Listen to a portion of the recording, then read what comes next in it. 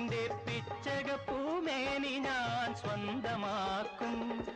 ചിന്തൂര പൊട്ടു തൊട്ടു ചിങ്കാരപ്പാട്ടു കേട്ടു, ചിന്തൂര പൊട്ടു തൊട്ടു ചിങ്കാരപ്പാട്ടു കേട്ടു, കല്യാണ പന്തലിൽ കണ്ടോട്ടെ നമ്മെ എല്ലാരും എല്ലാരും കണ്ടോട്ടെ. മുല്ലപ്പൂം പല്ലിലോ മുക്കൂറ്റിക്കവിളിലോ അല്ലിമലർമിഴിയിലോ ഞാൻ മയങ്ങി.